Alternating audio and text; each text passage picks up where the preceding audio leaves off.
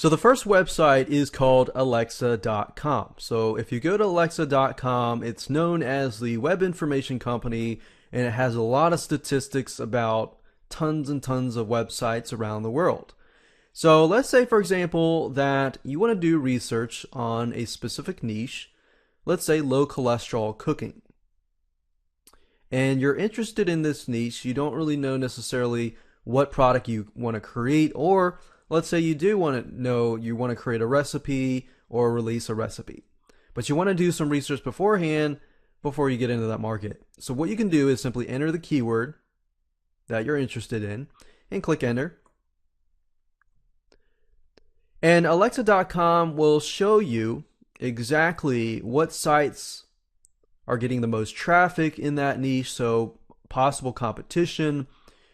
The lower the rank, the higher amount of traffic that the site is getting. And beneath each site, you will notice that there are keywords. So this will give you some more options in terms of other little sub-niches within the general niche that you're looking for. So let's take, for example, low-calorie meals.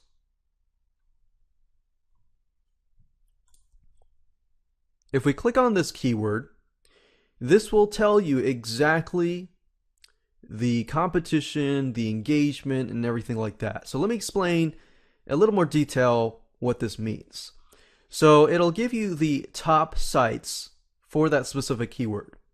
It will tell you the share of voice, which are basically the percentage of all searches for low-calorie meals that lead to this specific given site.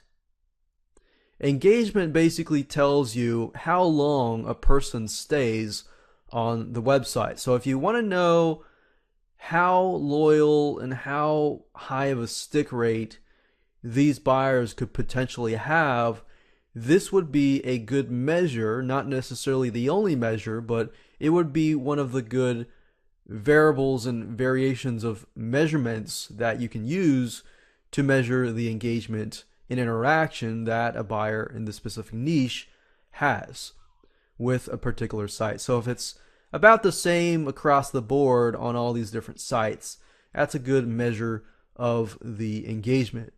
Now, Alexa also tells you the competition for that specific keyword. It'll tell you if it's low, if it's high, and things like that. So as you can see, low calorie meals seems like the competition is low, which is great.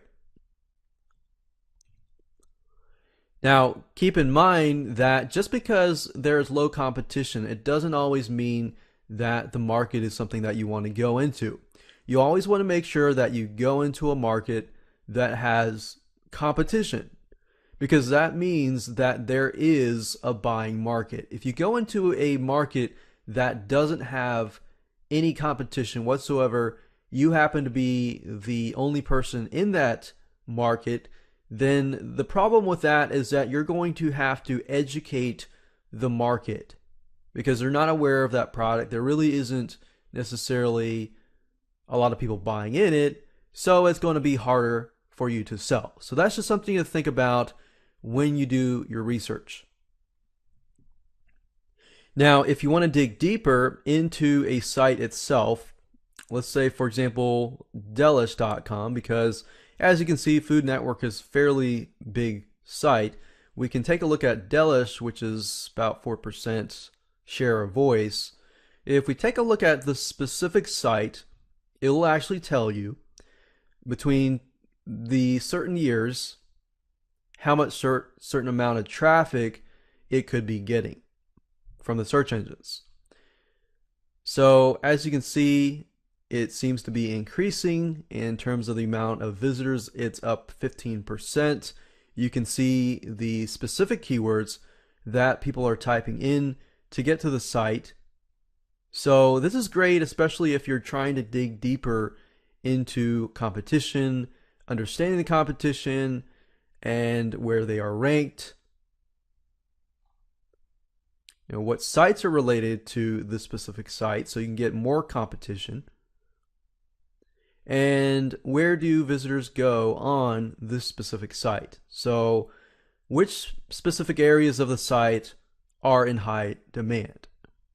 So this will allow you to really dig deeper and really understand also your demographics as well. So you can see here who visits Dallas.com, so you can understand your demographics, the education level, the browsing location, and the country location. So let's say, for example, you know that the majority of people are within the United States, within a specific area of the United States or Canada or whatever. And then you can pinpoint specifically to that location. So you can get all the way and dig deep into that specific location. So this is really good information to know for especially future marketing as well. So I'd highly advise you to go to Alexa.com and just take a look around and get an idea of some market research and competition research. Now, if you want to dig deeper, let's say, for example, into a specific competitor, then you can go to a site called Compete.com.